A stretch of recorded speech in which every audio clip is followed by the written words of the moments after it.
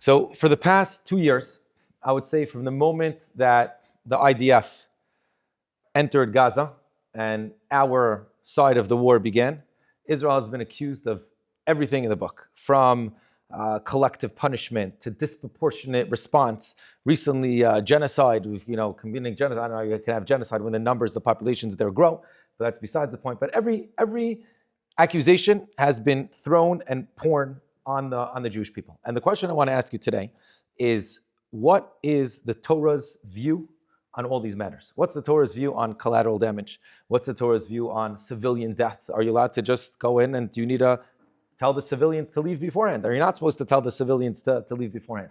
Are you supposed to warn them? Are you not supposed to warn them? Can you just go in and bomb the whole thing from the... We have one thing that's amazing and unique about our holy, incredible Torah is that we're rich in tradition. For thousands of years, the Jewish people have been sitting and studying and learning and reviewing. We have the Torah min hashamayim, so we have so much information, so much knowledge at our fingertips. If we delve into it and we open it up, we'll see some fascinating things. And the question to this overriding question of the answer to this overriding question of how to deal with civilians is really all in the Torah, specifically in our Parsha. Our Parsha is the war book, or you can call it whatever it is, the war book of the Jewish people. You have Yaakov, who's about to go out to war with Esav in the beginning of the Parsha, and then you have towards the end of the Parsha, in the middle, you have Shimon and Levi taking out all of Shechem. So the goal for today is really to try to get a Torah perspective and a Torah understanding of what we've all been experiencing for the past 2 years, and that is what side of the political, what aisle are you on, and what should our approach be to civilian casualties in Gaza? Now, what's fascinating and incredible brings me back to Simchas Torah, the first Simchas Torah after the war. So the war broke out on Simchas Torah, and the first Simchas Torah after the war, so there was like a split in Am Yisrael. Like, how do we celebrate Simchas Torah? On the one hand, it's a yontif. You're supposed to be happy. You're supposed to be dancing with the Sefer Torah. But on the other hand, it's the yard site of over 1,000 Jews that got massacred on one day, the largest amount of Jews that got killed in a single day since the Holocaust. So how do you celebrate? So I remember at the time I asked Rabbi Beryl Wine, who was in Yerushalayim, and we were sitting together over Sukkot, and I asked him, I said, I'm going to be in my shul in Ra'anana. I said, what should we do? How should we have like a more, low-key type of akafos, or should we do with more excitement? So what he answered was fascinating. I mean, before he even gave me the answer, he said, what's amazing about the Jewish people? He said like this, he says, we're not yitomim. Yitomim, he says, we're not orphans. We have a very rich heritage, and a very rich lineage. So this isn't a question that arises that's now in Tafshin Pehei for the first time. It's a question that unfortunately Jewish people have dealt with for hundreds of years, not thousands of years of persecution. And he says to the contrary, he says, this year you have to dance more. He says, if last year it was half-baked, this year you have to come in and make it more lebendig, and Am Yisrael needs to continue. And he said that there was the Kleisnerberger Rebbe after the Holocaust, so he was in a DP camp. And when it was Simchas Torah, it was the first Simchas Torah, so he invited everyone in the DP camp to come do a kafos. Everyone's like, a kafos, it's like, where do you get a Sefer Torah? Nothing. What did he have? He invited whoever was there to the makeshift shul that he created, and he had a half-ripped page of a Gemara. And he said, and he held it like it was a Sefer Torah, and he said, let's dance with the Torah. The Torah is the continuity of the Am Yisrael. And he made a kafas, and he ran, he went around and around, and that's how he danced. And Rabbi Jonathan Sachs was quoted as saying, he says, Simchas Torah was obviously before his time. He says, Simchas Torah was born when Jews had lost everything else, but they never lost their capacity to rejoice. A people whose capacity for joy cannot be destroyed is itself indestructible. That's what he said. So that's what Rabbi Wine's response was with regarding to singing and dancing on Simchas Torah, the first Simchas Torah after the massacre. So we're not orphanage, right? We're not orphans. We have a very rich Mesorah. So the goal for me in this year, it's going to be a little halachic based also, but also machshava based, also obviously from the Parsha, is to go through the Parsha and to see what are the sources and what's the way that the Torah views civilian death, and how should we engage? How should really Am Yisrael be engaging in the war that we're currently engaged in on many fronts? Good? So that's like just an introduction to get into the sugya, and it is absolutely fascinating. So let's jump in. I'm going to ask 4 simple questions. These are questions that are not on the Parsha. This is like preemptive, before we get into the Parsha itself. 4 questions on the topic, okay? And then some of them, the answer to them are very obvious, and some of them is going to be a big debate, but we're going to tap in to the Rishonim, to the Achronim, to the Shulchan Aruch, to all the different halachas and all the different, the heritage that we have of our rich Mesorah to get an answer to these questions. So question number 1, very straightforward. Is there a prohibition to kill a non-Jew? It says in the Torah, lo tirtzach, you're not allowed to murder. Is that only to Jews, or does that apply? Are you allowed to kill a non-Jew? Question number one. Question number two, if it does apply to non-Jews, meaning you're not allowed to kill a non-Jew, so then what gives you the right to ever go to war? When you're going to war, what are you doing? You're killing non-Jews, right? So who gives you the right to kill non-Jews? And then number three is, even if you are allowed to go to war and you are allowed to go to fight an army, what is the status of a civilian? What's the Torah's view of someone who's not actively fighting against you? That's going to be question number three. And question number four is going to be who is considered a civilian, right? So you want to define yourself as a civilian. Let's assume you get the status of a civilian, but who gives you, what makes you a civilian as opposed to a soldier? How do you define it? Okay, at this point he's a civilian, at that point he's a soldier. Those are the four main questions. Number one, are you allowed to kill a non-Jew? Number two is, if you're not allowed to kill a non-Jew, who says you're allowed to go to war? Number three, what about civilians in a war? And then number four is, what gives a person the status of a civilian in war? So let's start with the simple, very easy answers, and those are the very easy answers to the first two questions. Is there a prohibition to kill a non-Jew? Yes, says the Rambam. And he paskins this in Hilchos Rotzeach and Shmir Shanafis, Parak Aleph, Halach Aleph. This is how he opens it up. Kol haoreg nefesh ben adam. Anyone who kills another person. Over belot aseh. He violates a law. Shenemar lo tirtzach, it says you're not allowed to kill. Im ratzach bezadon b'fnei edin, and if he murders in front of edim, mitato b'sayif, he's chayiv misa. Shenemar nakom yakum, that he gets revenge. In the next parak, it says like this: Echad haoreg et Israel, whether you're killing a Jew, or haoreg eved Kenan, or even killing a non-Jewish slave, hareze ne'erag alav, you are chayiv misa. So, answer to question number one: is there a prohibition to kill non-Jews? Absolutely. What's the punishment according to the Rambam? You're chayiv misa. So, if so, why are you allowed to go to war, right? When you go to war, what do you do at war? You're killing other people. So who gives you the right to go kill other people at war? What's the simple answer to that question? That there's another halacha that says, Haba le'orgecha, someone who's coming to kill you, what are you doing? Hashkem le'orgo, you're allowed to kill him. Why is that allowed? Why is that permitted? Because what you're doing is not an act of murder. What you're doing is an act of saving. You're saving yourself, right? So to just randomly go and kill a person, that's murder, that's vicious, that's terrible. But when you're defending yourself, sometimes in order to defend yourself, what do you need to do? You need to stop the other person. The way to stop the other person is by killing him. So the act of going out to war is an act of defense. Of a balal, someone who's coming to kill you, you're allowed to kill him. And that's why you're allowed to go to war. And it can even be a preemptive war, meaning you don't need to wait for him to start to hit you in order to go out to war. And this is the language of the Rambam in Hilchos Melachim Parakeh. He says like this: Ve'izu milchames mitzvah. What's considered a milchames of the mitzvah? So he says the milchama of Sheven Amamim and milchames Amalek. And then he says ve'ezrat Yisrael miyad tsar sheba alehem. Right? Any tsar, any pain, any anguish. I mean, when non-Jews are looking to attack you, you're allowed to go and preempt that, and in order and to stop that. So far, very simple. There's a prohibition to kill non-Jews, and if it's in time of war where they're coming to kill you, so you killing them is not an act of murder. Rather, what is it? It's an act of saving, and that's why it's going to be permitted to go out to war and to defend yourself. Now, what's fascinating about a war is that in regular cases, right? If there's let's say you live in a state, let's say in America, that has a death penalty, right? So in order that the murderer gets killed, so there's a court system, right? You have to bring it to court. You have to bring witnesses, and you have to make sure that it's him. Today they do DNA testing to make sure, and it was done with intent, and etc. Right? There's a whole process of how to initiate punishment. When it comes to war, we don't have that privilege. It's not that we don't just start and say, okay, we don't go through a process. A war is people are coming to attack you. You don't bring them to court and say, maybe I can murder you. You kill whoever's trying to attack you, and that's an act of self-defense. So that's the first two questions we answered. Very simple, very easy, very straightforward. Now is where it gets a little bit more complicated. Where does it get a little bit more complicated? And that is the next two questions. A, what's the Torah's view of civilians during war? So I'm allowed to go out to war in order to defend myself, in order to defend myself. So I'm going out to war. Some of them are killing me. Some of them are out to get me. Some of them are innocent people that don't want necessarily. They're just innocent bystanders. They were born there. It's not their fault. And then so that's question number one. And then number two is that at what point does a civilian become a terrorist? At what point does he become a soldier that everyone agrees that you're allowed to kill? So what I want, in order to answer these two questions of who's considered a civilian and whether you're allowed to kill civilians, we have to really go to our Parsha, open up our Parsha, and we're going to see something really, really incredible. And as everything in the Jewish world, it's going to be a debate. Some are going to say it's allowed, some are going to say it's not. but I want to prove to you one side I think is for sure the most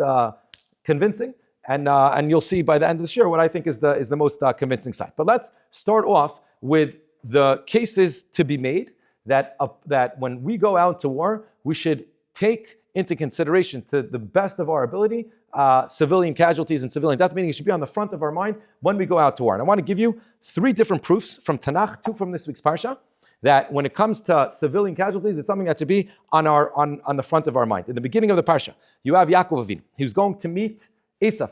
Okay, so he just left with his whole family. He has 11 of his kids. He has his 4 wives. He has a lot of money. He has, like we mentioned in last week's shiur, he's coming to meet Esav.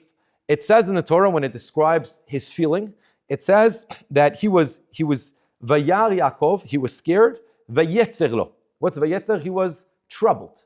So Rashi says, what does it mean, Vayar Vayetzer? He's scared and he's troubled. Says Rashi, Vayar, he was scared that he might get killed. Vayetzer lo, and he's scared that he might kill others. Now, one second. If you're allowed to kill other people who are coming to attack you, if someone is about to come to kill you, you're allowed to act in self-defense. Why is he scared about killing other people? It's a mitzvah to defend yourself. So obviously, what was he scared of?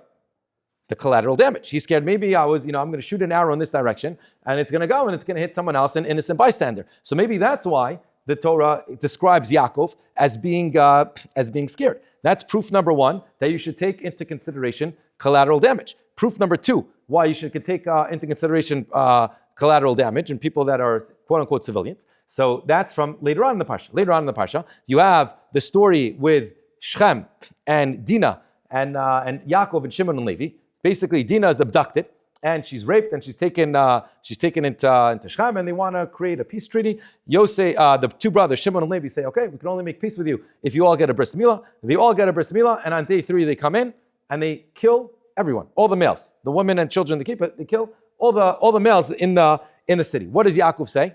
Yaakov gets very upset at them. He starts yelling and screaming, how could you do such a thing? Later on in Parshas Vayishlach, he doesn't give them a bracha. What does he say? Agur apam. You should be cursed. You're cursed for doing such a thing. Obviously, it seems, what does it seem? That the reason why he was so upset was because, why did you kill the whole city? Kill Shechem, kill the people who raped Dinah, right? Maybe take that into consideration. But why the whole city? Why everyone? Okay, so that's proof number 2, why we should take into consideration civilians. Proof number 3 is that the Navi tells us that when David HaMelech wanted to build the Beis HaMikdash, the Navi says that he wasn't allowed to build the Beis HaMikdash. Why was he not allowed to build the Beis HaMikdash? Says the pasuk, "V'yi alai dvar Hashem lemo, dam larov shafachta." Kadosh Baruch Hu was telling David HaMelech, you killed a lot of people. Umilchamot gdolot asita. You waged a lot of war. Lo tivneh bait lishmi, ki damim rabim shafachta. Right? You're not going to build a house for Kadosh Baruch Hu. Why? Because you killed a lot of people. Now again, if you're going out to war to defend yourself, right? So then it's a mitzvah to defend yourself. So why is he not allowed to build the Beis HaMikdash? On the contrary, look, he did the mitzvah of saving all the Jewish people. So it seems that maybe the reason why he's not allowed to build the Beis HaMikdash, because maybe when he went out to war, what did he also do? Besides for killing the soldiers, he maybe accidentally also killed civilians. So these are 3 proofs in the field, in the camp, of that we should really take civilian casualties into consideration. Number 1 is you have Yaakov is scared about killing other people. Number 2 is you have Shimon and Levi, where Yaakov basically curses them. He says, Ara apam, seemingly, maybe because they killed all the people of Shechem instead of just Shechem. And then number 3, Shechem and Chamo. And then number 3 is that you have that David HaMelech is not allowed to build the Beis HaMikdash. And the pasuk tells us why not? Because he waged a lot of wars and he killed a lot of people. Seemingly, he also killed the civilians, and that's why he's not allowed to build the Beis HaMikdash. This would seem to be 3 proofs of why, in Jewish tradition, we should take into consideration civilians that are around us. Now let's see what's the claim of the other camp. Okay, what's going to be the claim of the other camp? That it's not as important, but it's the life of your soldiers and your army is much more important. So let's try to break this down, and we'll go into the story of Shechem. I want to learn with you together some of the psukim inside, and you'll see something fascinating from the actual story itself. So what was the story? There was a girl, she's raped and taken captive, right? And then they come and they say, we want to make peace. Sound familiar, by the way? Right? It's mamish like what we went through. Yeah, people came into Eretz Yisrael, killed, murdered, raped everyone, and they come, okay, now we want a ceasefire. Now we want to stop. Yeah. So that's literally that. That was the story. So what happened? You have Dinah gets raped and gets taken captive, and Yaakov finds out about it, and he waits. It says Vechish Yaakov adbam. Yaakov was waiting for his children to come home, and then Hamor, the father of Shechem, comes out and he says, "I want to make peace with you guys." Uvnei Yaakov ba'u min hasadeh. The kids of Yaakov came from the field. Kishamam vayitetzvu anashim, and they all stood by Yaakov. Vayichar lehem od. They were very troubled. Ki nevela asa b'Yisrael. Because a terrible thing, a disgusting thing happened b'Yisrael. Who's Israel? Yaakov, right? Lishkov et bat Yaakov. Someone took advantage of the daughter of Yaakov. So it says, Nevela asa b'Yisrael. But what was it? Someone raped the daughter of Yaakov. So it's interesting that it switches between Israel and Yaakov. We'll get back to that. What happens? He said, he says, my son Shechem, he wants to marry Dinah. Let's make a peace treaty. Your daughters will marry our sons will marry your daughters. We'll make shalom between everyone. What does Shimon and Levi say? Sure, no problem. But you need to have a bris milah. They agree. They go to the city and they tell everyone the family of Yaakov wants to make peace, and they're very excited to make peace with us. But everyone here needs to get a bris milah first. Everyone agrees. They wait 3 days. On the third day, when they were in a lot of pain, the two sons of Yaakov came. Shimon and Levi, Achi Dinah. They were the brothers of Dinah, meaning they were standing up for her respect. Each person with his sword. They went to the city and they killed all the males in the city. Now comes the Torah, comes Yaakov. When they come back from battle, Vayomer Yaakov el Shimon ve'el Levi.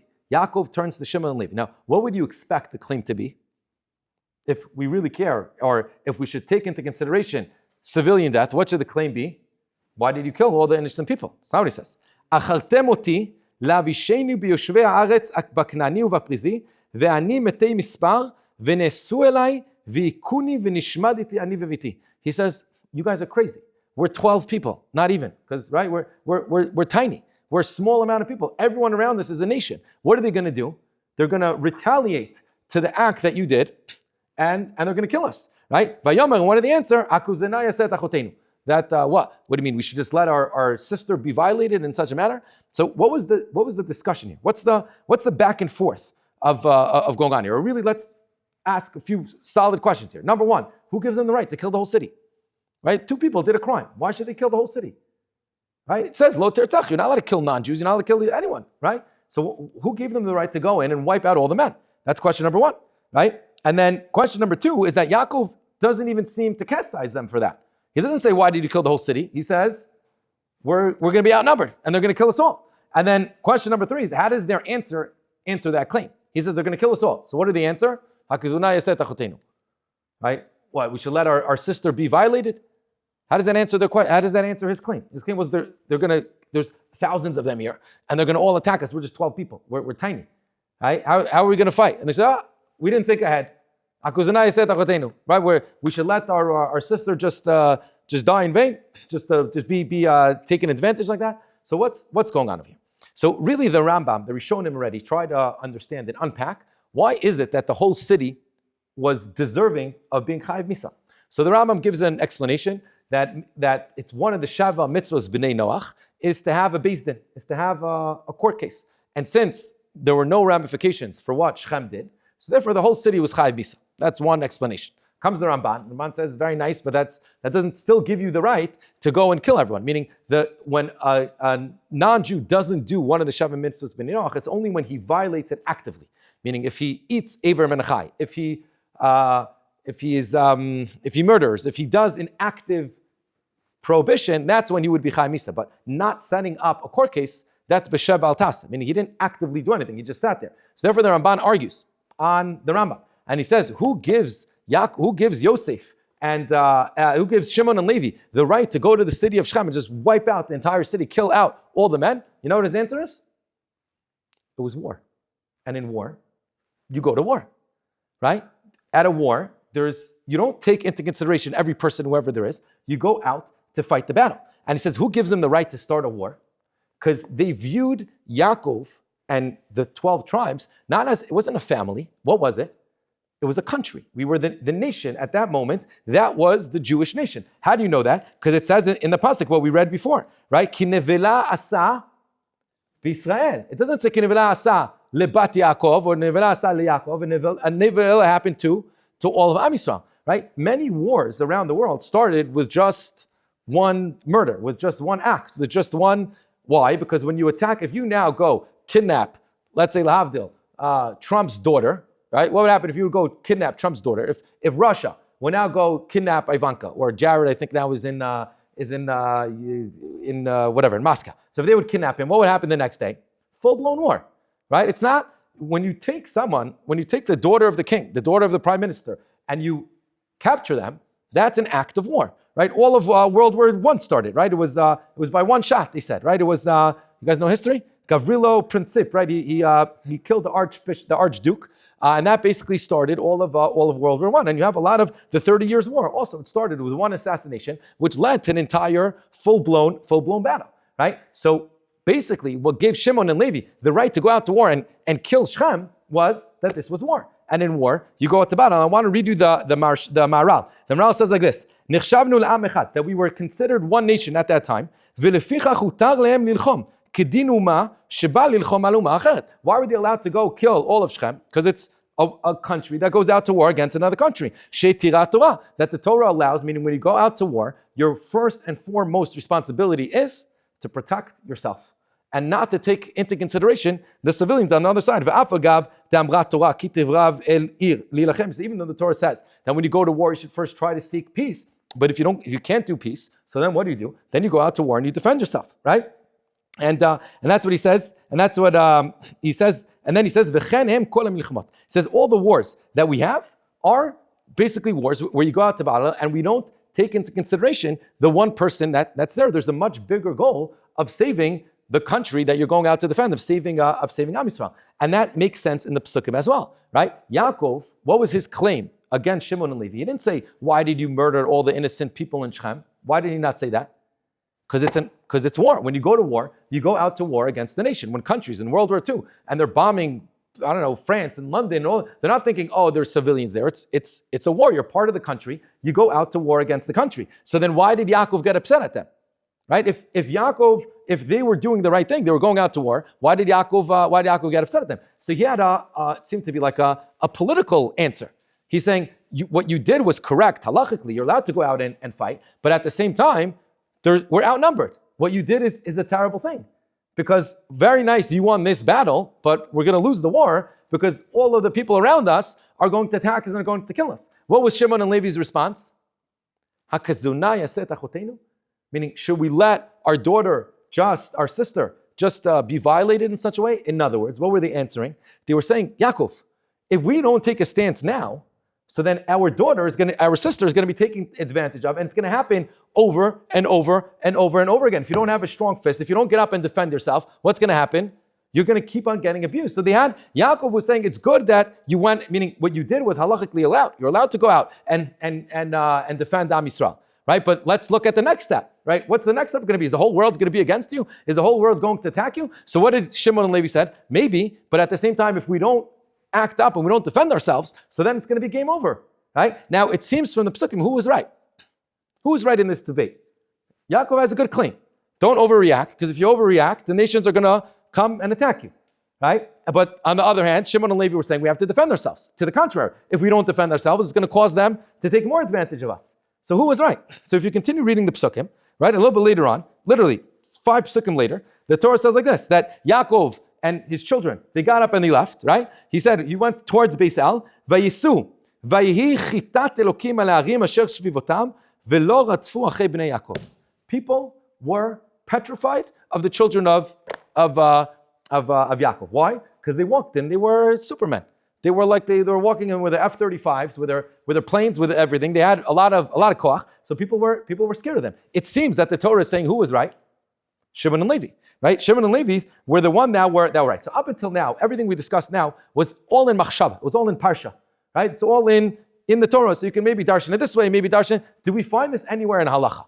Is there anywhere in halacha where it's actually brought down the halacha in the Shulchan Aruch that says This is what you're supposed to do. This is not what you're supposed to do, right? You do need to take civilians into consideration. Do not need to take civilians into consideration. Meaning, from the Torah, you have the story, which we can learn in both directions, right? But it seemed to be weighing in a direction that you don't need to, right? But is it anywhere in halacha? So I want to quote you the Gemara that every anti-Semite in the world knows. Literally, if you go on to if you see all the Candace Owens and all the chavra that hate all the Jews, like mamash, like the vile anti-Semites that are out there, they love quoting this Gemara. What does the Gemara say? It's a Masechah Sofrim, and it says Tov shebegoyim lemita, which means the best of the non-Jews should do what? You should kill them. So they say, oh, look at this, these elitist Jews, all they want to do, and if they're watching this on YouTube, they'll probably, cut out this section. See, look, even this rabbi, he said that the best of the non-Jews should be killed, right? So and they're quoting from a Gemara. You see, the best of the non-Jews should be killed, right? You see how the Jews are elitist and they hate non-Jews, right? And all they want to do is take over the world. That's the Gemara that they all quote. Now, why are they wrong? Because if you read the Mefarshim, meaning the Gemara that we have in explaining to us how to actually read the Gemara, Tosfos asks the question. He says, what do you mean? The best of the guy you should kill? We just started off the shiur by saying, you're chayiv misa if you kill a guy according to the Rambam, right? You get the death penalty for killing another person. So what does it mean that the best of the non-Jews gets killed? So explains Tosfos. He says, I'll explain to you what it means. It means during a time of war. During a time of war, even the best of the non-Jews are chayiv misa. What does that mean? And he gives an example. He says, when Paro left Mitzrayim to chase after the Jews, after we were running, right? We were ready 3 days out of Mitzrayim, we're 3 days far away, and then he started pursuing us. And in 3 days, he caught up to us until on the 7th day, we were at Yamsuf. Now, how did he make it so quickly? How did he bridge the gap? How did he run from Mitzrayim and make it up to us, even though every day we were traveling? How did he do it so quickly? It says in the Psukim, he had horses and chariots and all. Where did he get all the horses from? Right? In Makas Dever, what happened to all the animals? All the animals died. So there should be no horses left. You're going to tell me it was the Jewish horses, right? Because the animals of the Jews didn't get killed. Who do you think took the Jewish horses out? We did. We went out with our horses, right? We didn't leave our horses behind. We took our horses, we took our camels, we took whatever we had. So Lechora, the whole country should be void of any animals. So how did he have all these animals left? How did he have all the horses that were left if they all got killed? Explains Tosfos. You know how it says, because it says in the pasuk that when Moshe warned the Mitzrim, when Moshe warned the Egyptians that Dever is coming and all the animals are going to die, he told them, if you put them inside the house, they're not going to die. If you keep them outside of the house, what's going to happen? They are going to die. And says Tosfos that the God-fearing Egyptians, right? It wasn't the first Makkah, so they realized that there might actually be some truth to what's happening there. What did they do with the animals? With their horses? What did they do with it? They brought it inside. So there were a lot of Egyptians that still had their animals. Why did a lot of Egyptians have their animals? How did they stay alive? Because they brought them into the house. These were the animals that were used to chase the Jews. And that's what Tosfos is saying is the pshat in the Gemara. Tov shebagayim, meaning the best of the non-Jews, who were so considerate that when they heard about Dever, they were God-fearing people. What did they do? They took their animals and they put it inside their house. They should be lemisa, they're chayiv misa, when? During a time of war. Why? Because at the end of the day, what did they use their animals for? To go attack against the Jewish nation, against the Jewish people. So what Tosfos over here is giving us a definition of what's considered a civilian. Meaning, even if you go out to war, right? Even when you go out to war, where it's allowed, and you're allowed to, when you're allowed to fight and defend yourself, if the person who might be a good person is using what's in his possession in order to kill the other, to kill you, to hurt you, he's no longer a civilian. What does he get the status of? He gets the status of a combatant. He's not necessarily flying an airplane or shooting a gun, but he's using it during a time of war, and that's what it means. Tov shebagayim lemisa, specifically during a time of war, when they're out to get you, when they're out to destroy you. So, in other words, what's coming out from all this halacha that we're learning, and this is nifsak halacha, by the way, the sma in Choshen Mishpat. In Siman Tav Chav Hey, he quotes this Tosfos halacha l'maisa, and he says that's what it means. Tov shebagayim lemisa. Another explanation that he gives over there of Tov Gayim shebemisa means the good of the Jews, the good of the non-Jews. Lemisa are ones that have a death penalty, meaning countries that have a death penalty. Those are the best non-Jews. Why? Because they enforce the laws. But that's just in parentheses. But basically, what comes out from all the halacha that all we've been learning now is that when you're going out to war, you don't take into consideration the civilians, especially when it's going to come on your expense, right? To the contrary, you are allowed to kill a civilian if you're to defend the Jewish. Now, we're not out to just go kill civilians, right? It's not like, okay, here's a civilian, let me just kill him. But if Hitler, Yamach Shemo, walks into a room with 100 German kids, what do? You bomb the whole house and you kill everyone. Hitler with 100 German kids. Why is that? Why is that the Torah's view? Because that's an act of hatzalah. That's an act of saving, and that's not an act of killing, right? Obviously, you're not just randomly going and killing kids, but here, what you're doing is that you're going to defend the Jewish people. Now, for us, it's hard to hear this sometimes, right? It's hard to hear. What do you mean? You have a terrorist that walks into a house, and he's a very mevukash. He's very, he's a terrorist that we were trying to get, and he's done a lot of damage to the Jewish people. And he just walked in for supper with his wife and his 7 kids. What? So you're not going to bomb it? You're not going to, right? You're going to say, no, maybe you shouldn't bomb it because you have all the kids that are there, right? So it's hard for us, right? Halachically, what it seems from the Torah, what do you do in such a situation? You bomb it. You bomb it to defend Am Yisrael, to defend the Jewish nation. That's what you're supposed to do. Now you might ask, 1 second, it doesn't feel good. What does the Medrash say? The Medrash says, Kol shenasa rachaman al achzarim, whoever is compassionate and merciful towards achzarim, those who are vicious, lasof nasa achzar lachmanim. At the end, what happens? His sense of rachmanis, a sense of compassion, is actually becomes a source of hostility and a source of achzarius, of being mean. Meaning, if you don't know what's right and what's wrong, if you don't have a clear moral code, okay, this is allowed and this is not allowed, and this is what makes sense and this is what doesn't make sense, so then everything gets mixed up together and everything becomes a big mess, right? A big mess. So when it comes to civilian casualties, let's summarize. We saw in the story of Shimon and Levi that they weren't as scared to kill everyone. Why were they not scared? Because you're going out to war. When you go out to war, you go and you defend yourself. Now, you're right that you don't just stomp kill people for no purpose whatsoever. But if there's a purpose that's there, obviously, and if they're hiding, and by the way, everything that I'm saying up until now is also true in like universal law as well, right? If you have a terrorist that's hiding in a house, so they'll tell you what's the status of the terrorist, meaning they'll start donning, right? They'll tell you, is he a high-level terrorist? So then you're allowed to even kill him with his family. If he's not a high-level terrorist, so then you should wait for him to take away. But according to halacha, if there's a reason to kill him, if he's a threat for the Jewish nation, even if he's there with 5 of his kids, yeah, you take him out because that's an act of defense, and that's not an act of killing, of murder. But I want to take it one step further. I want to prove to you that when the wars that we're talking about, specifically in Gaza, we're not even dealing with civilians. Right? The discussion up until now is what's the Torah's approach and what's the Torah's view on civilians that are out to come, that you're going out to war, and there's civilians that are nearby. So we saw reasons. Maybe you should, maybe you shouldn't, right? And it seems that you don't necessarily need to take them into consideration. When it comes to the people in Gaza, these aren't civilians that are nebach, innocent bystanders. The majority of them, if not all of them, are people that if they had the opportunity, would kill you, would absolutely kill you. And I want to prove it to you just from three stories. Yeah, three stories that I personally heard. One of them was with Eli Sharabi. Eli Sharabi, if you know, he was in captivity for, I think, 450 plus days.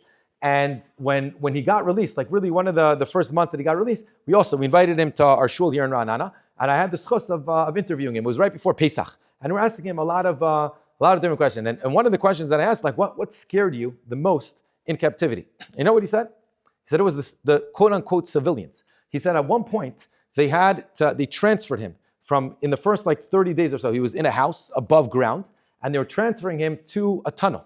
And he said, what petrified me, he says, when we went from one place to the next, he said, they covered me in a burqa.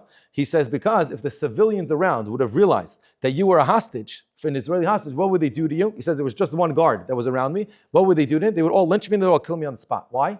Because they're bloodthirsty. They see a Jew, they want to rip his head off, right? So this is not people that are, Nebuch. If you walk into Gaza right now, you're not going to make it out alive. If you walk into Jenin, into Ramallah, into any places, as a proud Jew, you will get lynched, right? They want to go and they want to kill you. Not only that, there was a Russian Israeli that was released. If you remember, it wasn't for any prisoner. It was like a gift to Putin. I forgot which one. He was one of the captives. And also him, when he was released, he said that he actually escaped. When he was in captivity, he ran away. And then who caught him?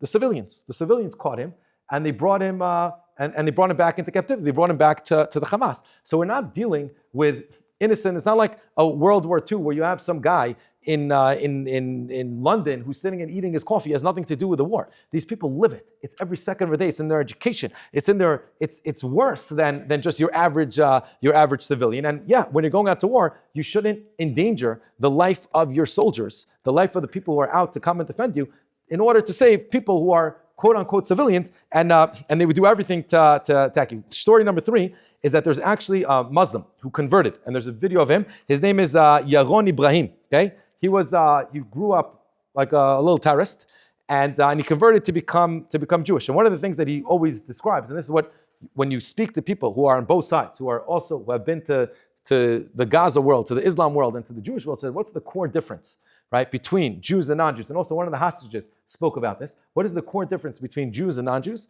and the Muslim Mishugayim? Is that Jews, we value life. What do we want? Leave me alone. Let me raise a family. Let me give over the Jewish values. Let me learn Torah. Let me have Yantiv and Chag and everything. What's their value? What's their greatest value? To give up their life, to kill, to die. They value death, and we value life. It's like extreme opposites. And when your whole goal is just to value death, so then that's what your society looks like. It's a bloodthirsty people who run in and rape and kill and murder and slaughter in the most gruesome ways. And I was in the Chava Kadisha, like I told you before, and I can tell you in the most gruesome ways possible, to just out of like pure evil coming out of every fiber of their body. All they want to do is just to kill and destroy. So yeah, in such a situation, there is no innocent bystanders. So this Ibrahim, Yaron Ibrahim, he says, you know what they do to you? He says, when I was a kid, he says, and they wanted to show us what it's like to die a shaheed, what it's like to die. He says, they would wake us up. He says, we were in camp, in like this Hamas camp. So they would wake us up in the middle of the night. He says, I was 12, 13 years old. He said they would take us to the cemetery. There was an open grave that was there. They made us lie in the grave as if we're dead. And then they would all eulogize us. This Ibrahim Yaron, he was amazing, and he was a shaheed, and he was a martyr. He said, that's literally, it's like when your kid dances with a Sefer Torah, and you're all excited, and look, he's learning the Aleph Beis, and yeah, he's going to learn how to read, and that's what gives you excitement. It's exactly the opposite. They put him in a grave, and they say, oh, look, you're amazing, you're incredible. Now, this is not just made up. These are stats. There's an Arab World of Research and Development called AWRAD. And this is like a research that was printed in many magazines and newspapers here in Israel. And I'll give you some of the stats. 75% of Palestinians supported the October 7th massacre. 85.9% reject coexistence with Israel, which means your average Muslim that you meet, 85.9% of them do not want to live side by side with you. We have tried for years, many times over and over, just leave us alone. Like, we'll be happy over here. No, you have to, if you don't recognize, and you don't understand who your enemy is, you can't move forward. 74.7% are committed to the restoration of what they call the historical Palestine. What does that mean, the historical Palestine, according to them? From the river to the sea, right? They want no Jews living here whatsoever. 76% believe that Hamas plays a somewhat positive role. Now, the majority of them hate the PA. Because why? The PA has like some coexistence with Israel. And they haven't had elections in the PA for over 20 years. Why is that? Because they know they'll lose, right? 87.3% of Palestinians believe that the Palestinian Authority plays a negative role in relationship to what's going on here. So are these people civilians that are just, no, they're even worse than civilians. So the whole discussion of how to take into consideration civilian death, which we saw 2 different types, I don't think it at all applies to this situation. That doesn't mean that you should necessarily go and kill them. I said, open up the gates, let them leave. Abigas don't. Go find another place where you can go. But what Am Yisrael needs to get up is we need to tap into our Masorah, our rich tradition, and this is how you live. This is how you save life. So what do we need to answer though? According to this approach, that really you should go out to war, and really you should defend Am Yisrael, and really you should be proud to defend the Jewish nation. So if so, why was Yaakov scared that he might kill a civilian? If we're saying that if accidental civilian casualties is permissible, right? So then why is Yaakov scared that he might kill someone else, right? Or why does he not chastise Shimon and Levi for this? Why is he still cursing them? Why does he still say Ahu Rapam? If what they did was right? If they were allowed to kill the people that were gonna, all of Shechem, if they did was correct, so why does he say Arapam? And why did David HaMelech, why was he not allowed to build the Beis HaMikdash? Why was he not allowed to do such a thing? So what the Radak explains is as follows. He says it like this, and this is a very important point, and it's fine-tuned. It's very important to understand this. He says like this. He says, for sure, when you're going out to war, right, you're allowed to defend yourself. And for sure, when a soldier is coming out to kill you, or you think that they're going to come and attack you, someone's coming to kill you, you could kill them back. And also, what's true halachically, that if accidentally you kill people that are innocent or civilians nearby, that's also allowed. That's not considered an act of murder, and that's not something that you're responsible for. But, explains the Radak, and I want to read you the words inside. He says when you accidentally kill a person that is really innocent, that can have some sort of effect on you. And that's what Yaakov was scared of. He was scared of the effect of killing an innocent person can have, even though it's allowed. But killing an innocent person is still not good for your soul, for who you are, and that's what he was scared of. And that's what Yaakov was upset at them, right? He says, you killed these people. Maybe some of them weren't all involved. You killed every male in Shechem. Maybe one of them wasn't going to go out and kill you. Maybe one of them wasn't necessarily responsible. You're right. You had an opportunity. You were allowed to, right? But maybe one of them wasn't. So that can have a negative effect on him. And he kind of said that, look, at the end of the day, you two sold Yosef, right? You were the ones, Shimon and Levi were the ones who got the whole selling of Yosef, rolling. So it obviously did play some sort of role of you. And the Radak explains the same thing with David HaMelech. David HaMelech, he had to go to war, and he defended. And what he did was a great mitzvah. But it could be that maybe in the people that he killed, he accidentally also killed someone that was a good person, even though it was halachically allowed. That can have a negative effect on you, and that's why he's not allowed to build the Beis HaMikdash. So let me read the Radak inside. He says like this, Dam larov shafachta. He tells David HaMelech, because Baruch tells David HaMelech, you killed a lot of people. Gam b'dmei hagoyim asher shafach otam, shelo hayu bnei mechalto. Meaning, you accidentally killed people that weren't directly involved in your war. Efshar shayu behem anashim tovim v'chasedim. It could be that some of the people you accidentally killed were good people. Af al pi ken lo ne'anash alehem. Right? You weren't punished for it. Right? Because your intention was to kill the Rishaim. Meaning your whole intention was to save the Jewish nation. Because he killed so many people, it could be one of them wasn't, some of the people were good.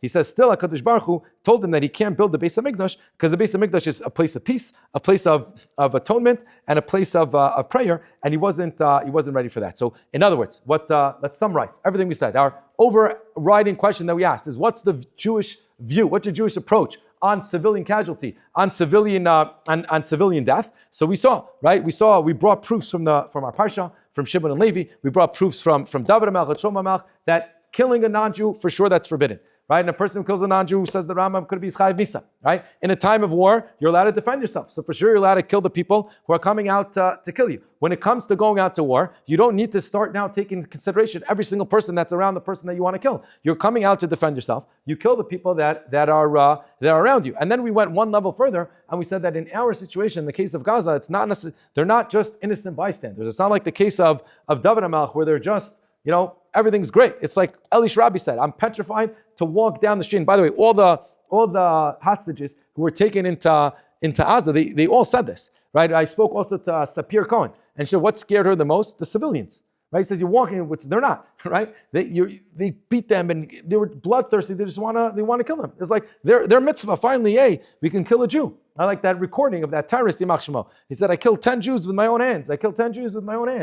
Right? So we went one step further, and we said that our situation is not even a regular case of civilian. These are people that are out to get you. These are people that are out to murder you, and they're out to destroy you. And the halacha is abala ugecha ashkem logo, and therefore it would be allowed to use self-defense in such a matter. Still, Yaakov and Shimon and Levi and also David, they weren't allowed to build the Beis HaMikdash, and they got upset at them. Why? Because they were worried that maybe there is one real civilian that's around there that they accidentally killed. And that has an effect on the person. So even though you're allowed to go out to war and defend yourself, but maybe you will accidentally kill someone that's not meant to be killed, and that could have some sort of negative effect on you, and that's why they didn't want to do it. But definitely to go out to war and to defend yourself, not only is it a mitzvah, but it's a chiv and it's an obligation. Now, Levi, that our leaders over here will understand this and really not put any Israeli soldier at danger at the expense of Palestinian terrorist or civilian that's, like we said, is not necessarily a civilian. But B'ezrat Hashem, we'll learn from this to stay true and connected to our Masorah, only a bracha and simcha and b'Shabbos. Kol tov.